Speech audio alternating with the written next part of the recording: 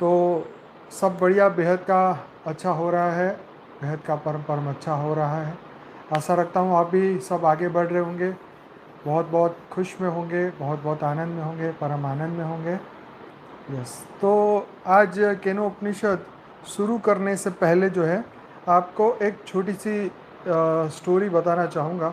काफ़ी motivational story है। तो स्टोरी ऐसे है, ध्यान से सुनिए। मोटिवेशनल स्टोरी है। एक राजा होता है और उसकी 4 रानियां होती है। वैसे तो राजा चारों रानियों से प्यार करता है, परंतु सबसे ज़्यादा प्यार चौथे नंबर की रानी से, चौथे नंबर की रानी के साथ सबसे ज़्यादा समय बिताता है। तो चौथे नंबर की रानी से प्यार करता है, उसका ख्याल भी सबसे ज़्यादा रखता है और बहुत महंगे महंगे तोहफे भी उसको ला के देता है। राजा की तीसरे नंबर की रानी का उपयोग वो सिर्फ दिखावे के लिए करता है, दूसरे राजाओं को ईर्ष्या उत्पन्न हो, इसलिए तीसरी रानी का उपयोग करता है। राजा की दूसरे नंबर की रानी स्वभाव से बहुत ही दयालु और बुद्धिमान है। राजा राजा के जीवन में जब भी कोई तकलीफ़ आती है और राजा जब किसी समस्या में फंस जाते हैं, तब वो दूसरे नंबर की रानी के पास जाते हैं। तब रानी उसे सलाह देती है और निर्णय लेने में मदद भी करती है। राजा की जो पहले नंबर की रानी होती है, वो राजा के स्वास्थ्य से स्वास्थ्य से लेकर राजा की संपत्ति का संपूर्ण ख्याल रखती है, परंतु राजा कभी भी उसकी कदर नहीं करता, हमेशा उसकी उपेक्षा करता है और कभी कभी तो उसकी तरफ देखता ही नहीं था। एक दिन ऐसा होता है कि राजा की तबीयत बहुत खराब हो जाती है और राजा को मन ही मन लगने लगता है कि अब मैं लंबे समय तक जी नहीं पाऊंगा। एक दिन उसे सोते हुए ख्याल आया कि फिलहाल तो मेरे पास 4 4 रानियां हैं, पर कहीं मैं मर गया तो मेरे पास कोई नहीं होगा, मैं अकेला पड़ जाऊंगा। और इसी बात से उसको चिंता होने लगी। इसलिए वो चौथे नंबर की रानी को बुलाता है और कहता है कि पूरी ज़िंदगी मैंने तुझे बहुत कुछ दिया है, तेरा सबसे ज़्यादा ख्याल रखा है, तुझे महंगे महंगे तोहफे दिए हैं, अगर मैं कल को मर जाता हूँ तो क्या तुम मेरे साथ आओगी? चौथे नंबर की रानी ने जवाब दिया, ना, नहीं आऊँगी, और एक भी शब्द बिना बोले वहाँ से निकल जाती है। राजा बहुत ही दुखी हो जाता है इस बात से। फिर राजा तीसरे नंबर की रानी को बुलाता है और वही सवाल रिपीट करता है। उसने भी कहा, नहीं राजा, मैं आपके साथ नहीं आऊँगी, क्योंकि जीवन बहुत सुंदर है, अगर आप मर जाओगे तो मैं किसी और के साथ शादी कर लूँगी, पर मैं आपके साथ नहीं आ सकती। इतना बोलकर वो भी चली गई। राजा बहुत दुखी हो गया, लेकिन राजा को आशा थी कि दूसरे नंबर की रानी मेरे साथ तो आएगी, और वो दूसरे नंबर की रानी को बुलाता है और यही सवाल पूछता है। रानी जवाब देते हुए बोलती है, नहीं, नो। जीवन दरमियान जब भी आपके जीवन में समस्याएं आती हैं, तब मैंने आपको सलाह दी है और निर्णय लेने में आपकी मदद की है, लेकिन आज मैं आपकी कोई मदद नहीं कर सकती हूँ। इतना बोलकर दूसरे नंबर की रानी भी वहाँ से चली जाती है और राजा फिर से दुखी हो जाते हैं। इतने में वहाँ से आवाज़ आती है, राजा, मैं आऊँगी आपके साथ, आप जहाँ कहेंगे वहाँ मैं आपके साथ आऊँगी। राजा सर उठाकर देखता है तो उसकी पहले नंबर की रानी होती है, और राजा को बहुत ही अफसोस होता है कि पूरी ज़िंदगी मैंने तेरी उपेक्षा की, तेरी कदर नहीं की, और आज जब मुझे तेरा महत्व समझ आ गया, तब मेरे पास अब समय बहुत कम है। ये कहानी कहने का तात्पर्य सिर्फ इतना ही है कि हम सबके जीवन में 4 रानियाँ होती हैं। चारों चौथी रानी जो हमारा शरीर है, सारा जीवन हम अपने शरीर को बहुत ख्याल रखते हैं, शरीर पर बहुत खर्चा करते हैं ताकि हम सुंदर दिखे, परंतु हमारे मृत्यु के बाद ये हमारे साथ नहीं आता। तीसरे नंबर की ये रानी यानी हमारी संपत्ति, हम अपने जीवन के दौरान बहुत सारी संपत्ति इकट्ठा करते हैं, लोगों को ईर्ष्या भी करवाते हैं अपनी संपत्ति से, अब परंतु मृत्यु के बाद वो किसी और के पास चली जाती है। दूसरे नंबर की रानी हमारे परिवार वाले, रिश्तेदार, सगे संबंधी और मित्र। जीवन में जब हम मुश्किल में आते हैं तब हम उनके पास जाते हैं, तब वो हमें सलाह देते हैं और कभी कभी आर्थिक मदद भी करते हैं, परंतु मृत्यु के बाद वो ज़्यादा से ज़्यादा स्मशान तक ही आ सकते हैं और आते हैं। और पहली रानी ये आत्मा है जिसके हम कभी भी कदर नहीं करते, जिसके सामने हम कभी भी देखते भी नहीं हैं। जीवन जरूरी वस्तुएं कमाने में हम हमारा आध्यात्मिक मूल्य भूल जाते हैं। हम हमारा आध्यात्मिक मूल्य भूल जाते हैं और मृत्यु के बाद अगर कोई साथ आता है तो वह सिर्फ और सिर्फ हमारी आत्मा है। इसलिए ज़्यादा से ज़्यादा आत्मा को महत्व देना चाहिए। तो ये कहानी बहुत ही सुपर्ब थी। फटाफट इसलिए बोला क्योंकि कम समय में पूरा ज्ञान इसमें से समझ आ सके। तो अज्ञानी मनुष्य का यही हाल है कि पूरे जीवन में वो समझ ही नहीं पाता कि ये जीवन क्यों मिला है, किस लिए मिला है, कब तक ये जीवन रहेगा, इस जीवन का क्या महत्व है, इस जीवन को चलाने वाला कौन है, हमारी आत्मा को बनाने वाला कौन है। ये महत्वपूर्ण बातें जो कि सामान्य मनुष्य इस प्रश्नों के जवाब ढूंढने, वो इस प्रश्नों को जवाब को मिस कर जाता है। इसके जवाब जीवन जीते जी कभी उसको नहीं मिल पाते और उसी की वजह से वो उसकी आत्मा का कल्याण वो कभी भी नहीं कर सकता। तो कहने का मतलब सबको पता है कि कोई किसी का नहीं है, कोई किसी के साथ जाने वाला नहीं है, फिर भी मनुष्य जो है अज्ञानवश जो है सबको पकड़ के रखता है। अकेलापन उसको पसंद नहीं है, वो शांति से अकेला बैठ भी नहीं सकता।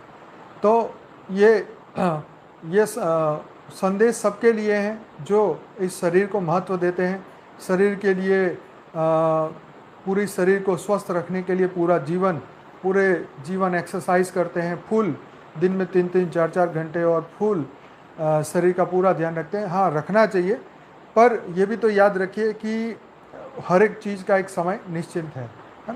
तो इसी तरह आत्मा के ऊपर फोकस करिए, क्योंकि आत्मा ही आगे आने वाले समय में वो आगे ऊपर के लोक में जाएगी, ऊर्ध्वगति को पाएगी। अगर उसका ख्याल ना रखे तो वही अधोगति को पाएगी। तो वेदों और शास्त्रों का जो ज्ञान है आज ख़त्म ही होता जा रहा है, पर इसको जागृत रखना है अपने मन के अंदर, अपनी बुद्धि के अंदर। और हमेशा ये याद रखें कि देखो, जैसे आप गीता का पाठ करते हैं, आप रामायण का पाठ करते हैं, आप वेदों शास्त्रों जब भी सुनते हैं तो आखिर में लिखा रहता है कि ये वेद का पाठ करने से आपको ये बेनिफिट होगा, ये गीता को पढ़ने से आपको ये बेनिफिट होगा, हाँ, ये पढ़ने से आपको ये बेनिफिट होगा। क्यों लिखा है ये? क्योंकि उन लोगों को पहले से पता था कि आने वाले समय में मनुष्य का योग नहीं लग पाएगा, आने वाले समय में लोग योग नहीं कर पाएंगे। उनकी बुद्धि इतनी कलयुग के वश, वायुमंडल के वश उसकी बुद्धि इतनी खराब हो जाएगी कि 1 मिनट के लिए वो शांति से बैठ नहीं पाएंगे। तो उनके लिए ये भक्ति मार्ग बनाया गया, उनके लिए ये ज्ञान मार्ग में भी ये सब चीज़ें रखी गई कि ताकि मनुष्य कम से कम इसे सुने तो सही, सुनेगा तो आचरण में लाएगा तो उसी के हिसाब से कर्म करेगा और उसका अच्छा फल मिलेगा। तो ये मनुष्य सृष्टि अच्छी तरह चल पाएगी। तो इसीलिए ये बुद्धि तमो प्रधान हो गई है, इसकी वजह से योग नहीं लगता। इसीलिए बापूजी भी कहते हैं जिन लोगों का योग ना लगे वो जरूर से ज्ञान को सुने, ज्ञान सुनते सुनते उनका योग लगेगा। तो डेली हमारा यही प्रयास रहता है कि हम आधा घंटा ज्ञान करते हैं और फिर योग करते हैं। तो जैसे ही ज्ञान सुनते सुनते सुनते हमारी बुद्धि जो है वो सूक्ष्म होने लगती है, धीरे धीरे शांत होने लगता है, मन शांत होने लगता है, तो तुरंत हमारा योग लगता है। अगर आप बिना ज्ञान सुने ही अगर योग करने बैठते तो आपको मुश्किल लगेगा मन को कंट्रोल करने में, लेकिन जब ज्ञान सुनते सुनते सुनते पूरा ध्यान ज्ञान पे आ जाता है तो मन और बुद्धि एकाग्र हो जाते हैं। तो इसीलिए आप सभी लोग ज्ञान का पूरा अभ्यास करिए और पूरा ज्ञान के साथ योग भी करिए ताकि दोनों का बैलेंस बना रहे। तो आइए పరం శాంతి 484 లైవ్ ఎపిసోడ్లో అనంతుబాయ్ చెప్పినటువంటి మోటివేషన్ స్టోరీని హిందీలో మీరు విన్నారు. దీనికి తెలుగు అనువాదం. మీరందరూ చాలా ఆనందంగా జీవిస్తూ ఉన్నారు అనుకుంటూ ఉన్నాను. చాలా ఖుషీగా చాలా మంచిగా బేహద్దుగా అందరూ ఆనందంగా ఉన్నారు అని భావిస్తూ ఉన్నాం. ఈరోజు మనం ఒక మోటివేషన్ స్టోరీ, ఇది అందరికీ కూడా అర్థమయ్యేది, తెలుసుకోవాల్సింది. అనగనగా ఒక రాజు. ఆ రాజుగారికి నలుగురు రాణులు ఉన్నారు. ఒకరోజు ఆ యొక్క రాణులు అందరూ కూడా రాజుగారిని మంచిగా చూసుకుంటూ ఉన్నారు. ఈ నలుగురు రాణుల్లో కూడా 4వ రాణిని చాలా ప్రేమిస్తూ ఉండేవారు రాజు. అందరికంటే చిన్న తోనే ఎక్కువగా కాలం గడుపుతూ ఉండేవారు. అందరికంటే ప్రేమగా ఆమెకు చాలా విలువైనటువంటి వస్తువులను కానుకగా కూడా ఇస్తూ ఉండేవాడు. ఆమె గురించి ఎక్కువగా ఆలోచిస్తూ ఉండేవాడు. ఇక తరువాత 2వ రాణి మరి ఈర్ష్య పడకూడదు కదా అని ఆమెతోటి కూడా ప్రేమగా ఉంటూ ఉండేవాడు. ఆమె స్వభావం దయాగుణము కలిగినది. రాజుగారి జీవితంలో ఏదన్నా కష్టం కలిగితే ఆమె తెలివిగా రాజుగారికి దానికి విముక్తి మార్గాన్ని చెప్తూ హెల్ప్ చేస్తూ ఉండేది. ఇక 3వ రాణికి కూడా మంచిగా ప్రేమగా చూస్తూ ఉండేవాడు. ఇక ఇతరుల పైన ఈర్ష్య పడకూడదను ఆమెను పలకరిస్తూ కలుస్తూ ఉంటూ ఉండేవాడు. ఇకపోతే ప్రథమ రాణి, ఫస్ట్ రాణి అంటే ఆమె పట్టపు రాణి అన్నట్లే. అయితే రాజుగారు ఆమెను ఎక్కువగా శ్రద్ధ చూపించేవాడు కాదు. కానీ ఆ రాణి మాత్రం రాజుగారి ఆరోగ్యం మొదలుకొని రాజసంపత్తి వరకు కూడా చాలా జాగ్రత్తగా అన్నిటినీ సంభాళిస్తూ చూస్తూ గమనిస్తూ ఉండేది. కానీ రాజుగారు మాత్రం ఆమెను చూసేవారు కాదు, విలువను ఇచ్చేవారు కాదు, ఎప్పుడూ కూడా ఉపేక్షిస్తూ ఉండేవారు కాదు. ఎప్పుడన్నా అప్పుడప్పుడు వైపు చూడటం కూడా ఉండదన్నమాట ఆమె వైపు. సరే, ఇలా గడిచిపోతూ ఉంది కాలం. ఒకానొక సమయంలో ఇక రాజుగారికి ఆరోగ్యం క్షీణించింది. ఇక నేను ఎక్కువ కాలం జీవించను, బతికి ఉండను అనేటువంటి సంకల్పం ఎందుకో ఆయనకి కలిగింది. ఇక నేను చనిపోతే నేను ఒంటరిగానే వెళ్ళిపోవాలి, నాతో ఎవరు ఉండరు అనేటువంటి భావన కలిగి బాధపడుతూ ఉన్న సమయంలో ఆయన ఒకసారి ఆలోచన వచ్చింది. నాకు 4 రాణులు ఉన్నారు కదా, నాతో పాటు ఎవరన్నా వస్తారేమో అడుగుదాము అని మరి ఆలోచన వచ్చిన వెంటనే 4వ రాణి, ముద్దుల రాణి పిలిచి, నీకు జీవితాంతము చాలా ప్రేమను ఇచ్చాను, గొప్ప గొప్ప కానుకలు ఇచ్చాను, అందరికంటే ఎక్కువ ప్రేమగా నిన్ను చూసుకున్నాను. రేపు నేను చనిపోతే నీవు నాతో పాటు వస్తావా అని అడిగాడు. వెంటనే ఆ 4వ రాణి రాను అని అనేసింది. ఆ ఒక్క మాట కూడా మాట్లాడకుండా అక్కడ నుండి ఇంక వెళ్ళిపోయింది ఆమె. ఆ మాట విని చాలా దుఃఖపడ్డాడు, బాధగాను ఉన్నాడు. తర్వాత 3వ రాణిని పిలిచి ఇలాగే మరలా ప్రశ్నించాడు. నేను నీ వెంట రాలేను, జీవితం చాలా అందమైనది, నేను అనుభవించేదే ఉన్నది. నువ్వు ఒకవేళ చనిపోతే నేను వేరే వారిని వివాహం చేసుకొని జీవిస్తాను అని చెప్పి వెళ్ళిపోయినది. ఇంకా రాజుగారు ఈ మాట విని ఇంకా బాధపడ్డాడు. ఇక తర్వాత 2వ రాణిని పిలిచారు. ఆ 2వ రాణి పైన చాలా ఆశ పెట్టుకున్నాడు ఆయన. ఎందుకంటే మరి రాజుగారి సుఖదుఖాల్లో ఆమె చాలా చేయూతగా ఉన్నది. రాజుగారి నా సమస్యలకు కూడా ఆమె సమాధానం ఇచ్చి తీర్పును చెప్తూ నాకు సహకరించింది, ఇప్పుడు కూడా సహకరిస్తుంది అనే భావనతోటి ఆమెను పిలిచి ఇదే ప్రశ్న అడిగాడు. ఆమె కూడా నేను రాను, నీకోసం నేను ఇంతకాలం చేసినటువంటి హెల్ప్ అది మీరున్నారనే, మీరు పోయిన తర్వాత నేను నీకు ఎటువంటి సహాయం చేయలేను, ఇంతవరకు సలహాలు ఇచ్చాను, నిర్ణయాలు తీసుకున్నారు మీరు, ఇప్పుడు నా నిర్ణయం నేను తీసుకోవాలి, మీకు నా యొక్క హెల్ప్ ఏమీ లభించదు అని కక్కర్సిగా అక్కడికక్కడే చెప్పేసి వెళ్ళిపోయింది. ఇక అంతలోనే అక్కడికి మొదటి రాణి వచ్చింది. అది గమనించలేదు రాజుగారు. నేను నీతోటి వస్తాను స్వామి, మీరు ఎక్కడికి వెళ్తే అక్కడికి వస్తాను అని అనడంతో తల ఎత్తి చూశాడు. ఎదురుగా పెద్దరాణి నిలబడి ఉన్నది. చాలా ఆశ్చర్యపోయాడు. ఎందుకంటే జీవితంలో ఆమెను ఎప్పుడూ లెక్క చేయలేదు. అదే మాట ఆమెతో అన్నాడు.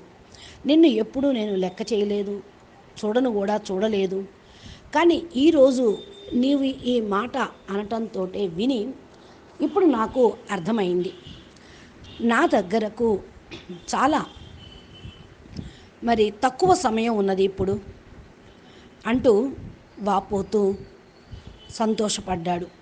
దీన్ని మనం ఆధ్యాత్మికంగా ఆలోచిస్తూ ఉంటే ఈ నలుగురు రాణులు ఎవరు, ఒక్కొక్కరి గురించి, రాజుగారు ఎవరో మనం ఒక్కొక్కరి గురించి తెలుసుకుందాం.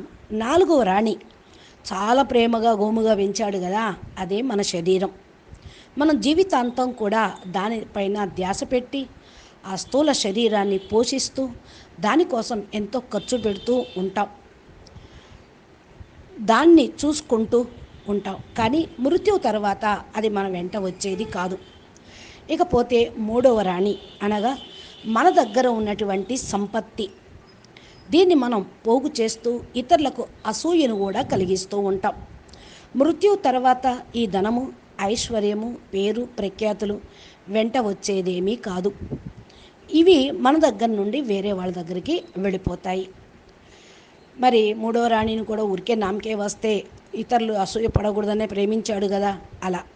ఇంకా 2వ రాణి అనగా మన యొక్క సంబంధికులు, పరివారము, మిత్రులు. వీళ్ళందరితోటి మనం కలిసి ఉంటాము. మన సమస్య ఏదన్నా వచ్చినప్పుడు వారి దగ్గరికి వెళ్తాము. వారు మనకు సలహాను ఇస్తారు. అవసరమైతే అప్పుడప్పుడు ఆర్థిక సహాయం కూడా చేస్తూ ఉంటారు. మృత్యు తర్వాత ఈ మిత్ర సంబంధికులందరూ కూడా ఎక్కడ దాకా వస్తారు? శ్మశానం వరకే వస్తారు. ఇక తర్వాత ఎవరికి వారే కదా. అందుకే 2వ రాణి కూడా అవసరమైనప్పుడు నీకు సలహాలు ఇచ్చాను, సమస్యలు తీర్చాను, ఇప్పుడు నా దారి నేను చూసుకుంటాను. అదేవిధంగా శరీరం వదిలేసిన తర్వాత వీళ్ళందరూ కూడా ఎవరి దారి వాళ్ళు చూసుకుంటూ ఉంటారు. ఇక ఫస్ట్ రాణి అంటే ఈమె వెంట వస్తాను అన్నది. మీరు ఎక్కడికి వెళ్తే నేను అక్కడికి వస్తాను అన్నది. అదెవరు? ఆత్మ. అంటే ఆత్మ గురించి మరి రాజుగారు ఏ విధంగా ఫస్ట్ రాణిని లెక్క చేయకుండా విలువ పెట్టకుండా ఉన్నారో, అదేవిధంగా సాధారణమైన మానవులు కూడా ఆత్మ గురించి పట్టించుకోకుండా, దాన్ని చూడనైనా చూడకుండా డబ్బుల సంపాదనలో పడి మరి ఆధ్యాత్మిక సంపాదన, ఆత్మిక విలువ అనేది మర్చిపోయారు. మృత్యువు తర్వాత మనతో పాటు వచ్చేది ఆత్మయే. ఇక్కడ మనతో పాటు అనగా ఆత్మ చైతన్యంతో, దివ్య శరీరంతో వచ్చేది ఆత్మయే. ఏదైతే మరి వెంట వచ్చే దాన్ని గురించి జాగ్రత్తగా చూసుకోవాలి కదా. ఇదే మనకు నీతిని, మోటివేషన్ని ఇస్తూ ఉంది. అజ్ఞాని మానవుల యొక్క పరిస్థితి కూడా ఇలాగే ఉంటుంది కదా. మానవుడు జీవిత అంతం లభించినంత వరకు కూడా వాళ్లకు తెలియకుండానే దీని విలువలు గడిచిపోతూ ఉంటుంది వారి జీవితం. జీవితం యొక్క విలువ ఏమిటో తెలియకుండానే శరీరం వదిలేస్తారు, జీవితాన్ని గడిపేస్తూ ఉంటారు కొంతమంది. ఎవరు ఆత్మ అంటే ఎవరు పట్టించుకోరు. ఆత్మ ఎలా తయారైందో, ఎవరు తయారు చేశారో అనేది సామాన్య మానవులు అసలు ఆలోచించనే లేరు. ఈ ప్రశ్నకు సమాధానం వెతకను లేరు. అందుకే వారు సమాధానాలు మిస్ అవుతూ ఉంటారు. అందుకనే జీవిస్తూనే జీవిత విలువలను పొందలేకపోతూ ఉంటారు. దీనివల్లనే వారు వారి యొక్క ఆత్మ కళ్యాణాన్ని చేసుకోలేరు.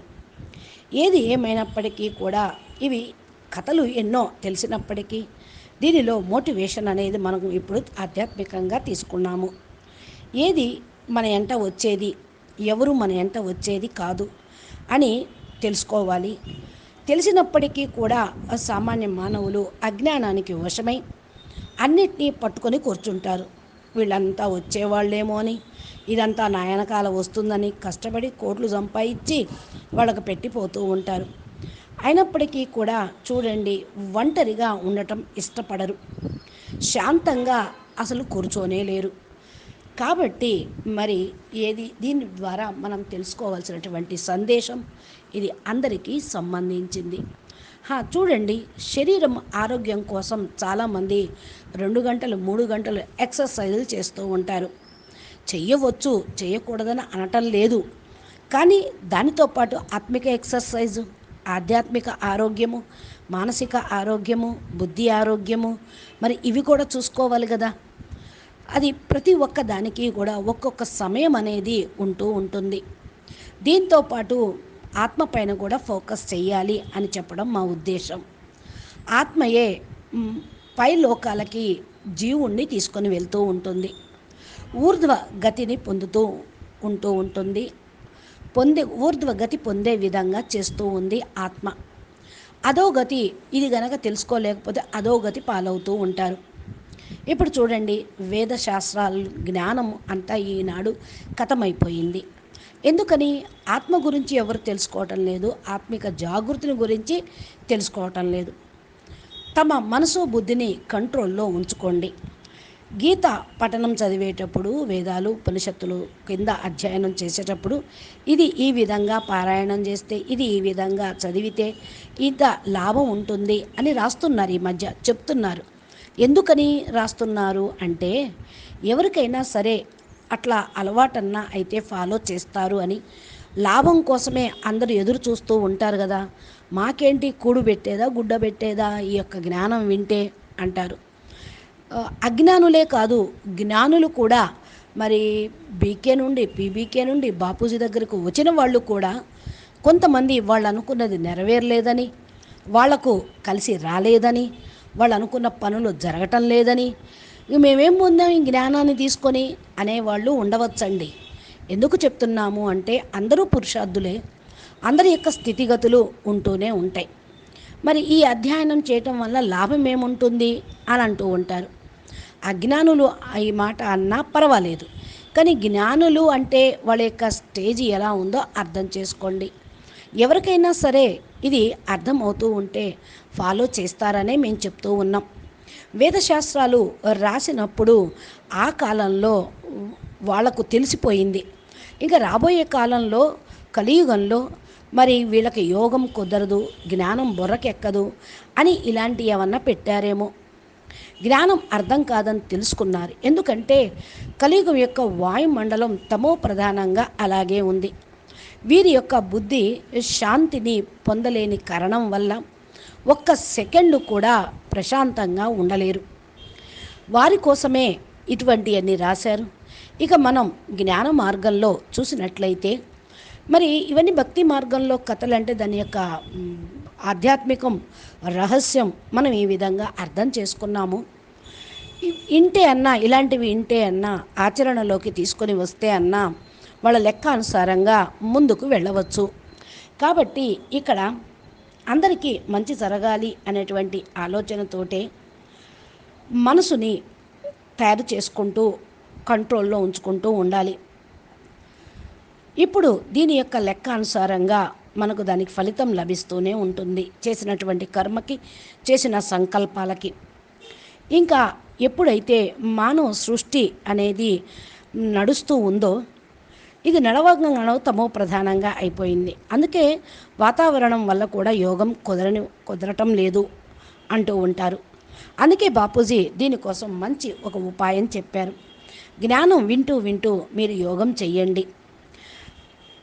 ఎందుకంటే జ్ఞానం వింటంతో మీ బుద్ధి సూక్ష్మంగా అవుతూ ఉంటుంది, మనసు నిలకడగా వస్తూ ఉంటుంది, నెమ్మదిగా అది శాంతిస్తూ ఉంటుంది. అప్పుడు జ్ఞానంతో యోగము అనేది కుదురుతూ ఉంటుంది. జ్ఞానం లేకుండా డైరెక్ట్గా మీరు యోగంలో కూర్చున్నా కూడా కుదరకపోవచ్చు, మనసు కంట్రోల్లోకి రావటం కష్టము కావచ్చు. అందుకనే మనం లైవ్లో కూడా యోగము జ్ఞానము రెండింటినీ పెట్టుకొని నడిపిస్తూ ఉన్నాం. మన ధ్యాస మొత్తం కూడా ధ్యానం పైన పెడితే యోగం కూడా ఆటోమేటిక్గా కుదురుతుంది, మనసు బుద్ధి ఏకాగ్రం అవుతుంది. అందుకనే మీరంతా జ్ఞానం పైన ధ్యాస పెట్టి యోగాభ్యాసం చెయ్యండి. అప్పుడు రెండు కూడా బ్యాలెన్స్ అవుతాయి అని అనంతబాయి చక్కటి మోటివేషన్ వీడియోని మనకి చెప్పారు. అచ్చా, పరం శాంతి, నమస్తే, ధన్యవాదాలు. బాపూజీ దశరథ్భాయ్ పటేల్ తెలుగు ఛానల్లో బాపూజీ అప్లోడ్ చేసేటువంటి ఇలాంటి కొత్త కొత్త వీడియోలు మీ మొబైల్కి నోటిఫికేషన్ రూపంలో పొందాలి అంటే మా ఛానల్ని సబ్స్క్రైబ్ చేసి గంట సింబల్ని ప్రెస్ చేయండి. ఇప్పుడు మీకు వీడియోలు అందుతాయి. ప్లేలిస్ట్లోకి వెళ్తే మీ ప్రశ్నలకు సమాధానం, ఆధ్యాత్మికంగా ముందుకు వెళ్ళటానికి, ఊర్ధ్వ గతిలోకి వెళ్ళటానికి దేని మీద ఫోకస్ చేయాలి, ఏది వెంట వస్తుందో, ఆత్మల రచయిత ఎవరు, మీరు ఆత్మ ఏ కెపాసిటీకి చెందిన వాళ్ళు, ముక్తి జీవన్ముక్తి ఎలా పొందుతారో, ఎన్ని విషయాలు కూడా మా ఛానల్లో వీడియో ద్వారా మీకు అందుతూ ఉంటాయి. మా ఛానల్ని కనెక్షన్లో ఉంటూ మీరు పురుషార్థం చేస్తూ ముందుకు వెళ్తారని ఆశిస్తూ ముగిస్తూ ఉన్నాం. అచ్చా, పరం శాంతి, నమస్తే, ధన్యవాదాలు. పరం శాంతి.